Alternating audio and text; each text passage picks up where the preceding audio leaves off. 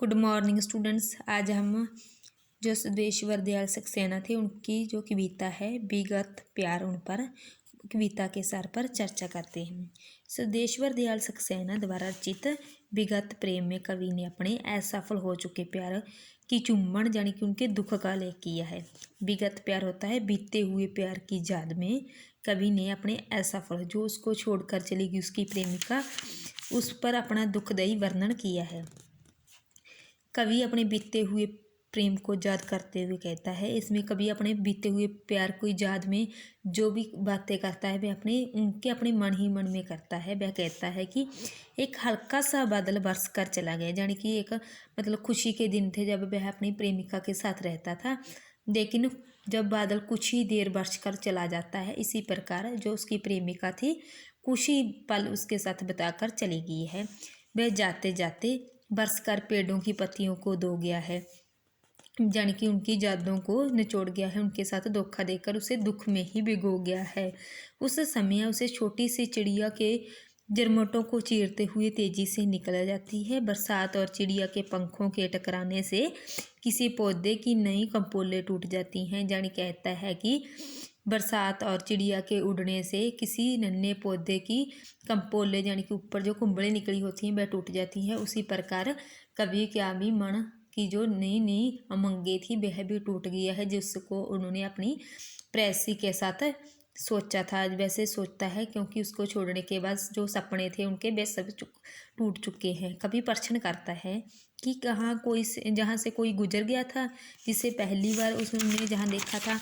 कवि है जो अपनी प्रेमिका को जहाँ पर उन्होंने पहली बार मुलाकात की थी वहाँ पर जाता है, वहाँ उससे संबंधित यादों को याद करता है। वह सोचता है कि शायद पहले वह कहीं जहाँ आया था। कवि कहता है कि सुगंधित हवा का झोंका क्यारियों से होकर निकल गया है, एक मुरझाया फूल धरती पर खिल गया है। उसके मन ही मन में एक प्रश्न उत्पन्न होता है कि जहाँ कोई आया था, वह अपने मन ही मन में सोचता है कि शायद जहाँ कोई आया होगा। कवि कहता है कि झूलती लताओं की टहनियों को जो आपस में उलझा गया कि किसी के आने से टहनियाँ आपस में उलझ जाती हैं, ऐसे उलझ रही थी। वहीं कुटीली जंगल की झाड़ियों भी आपस में कस गई थी, क्योंकि जंगल के बीच नंगने जब हम जाते हैं तब उसकी आपस में जो झाड़ियाँ होती हैं एक दूसरे के साथ लिपट जाती हैं। वही प्रेम कर मुझे अकेला छोड़ देने वाली मेरे जीवन की स्मृतियों को जो कष्ट बखरा रहा है, जो मेरे जीवन बीते हुए जीवन की दुखदायक यादें हैं, वही कौन मुझे दोबारा याद दिला रहा है, क्योंकि जिससे याद करने से मुझे मेरे मन को दुख होता है। कवि कहता है कि ये संध्या जहाँ अंत तक क्यों नहीं रहती। कवि कहता है जो शाम होती है ये रुकती क्यों नहीं है, ये अंत तक क्यों नहीं रुकती, सुबह सबसे पहले क्यों आती है।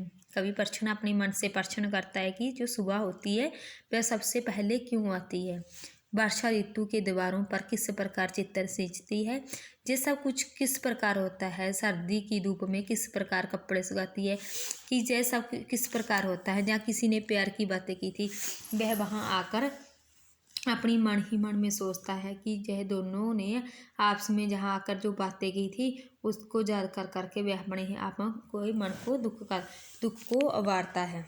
कवि कहता है कि मैं तो एक अजनबी हूँ, शायद यहाँ पहली बार आया हूँ, मैं इस घर को पहचानता नहीं हूँ। वह अपनी मन को कहता है कि शायद मैंने उसके साथ कुछ नहीं बताया है। वह भूलने की कोशिश करता है जहाँ कुछ नहीं हुआ था। इस जगह को देखकर उसकी आंखें फिर भी उसकी आंखें भर आती हैं, क्योंकि वह उन पलों को याद करता है जिसको अपनी प्रेमिका के साथ बताए थे। फिर भी वह अपने मन को समझाने की कोशिश कर रहा है कि उनकी आंखों में जो आंसू आ रहे हैं वह शायद इस घर में धुआं है इसके कारण आ रहे हैं।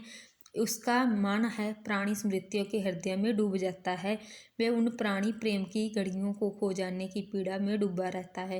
वह वहीं बैठा अपने प्रेम की यादों में डूबा रहता है। आगे हम इसकी प्रासंगिक व्याख्या करते हैं। एक हल्का सा मेघ मतलब बादल बरस कर चला गया, पेड़ों की पत्तियां धुल गई, एक छोटी सी चिड़िया तेजी से झुरमुटों को चीरती हुई चली गई, कुछ नई कंपोलें टूटकर गिर गई, क्या किसी ने जहाँ पहली बार किसी को देखा था।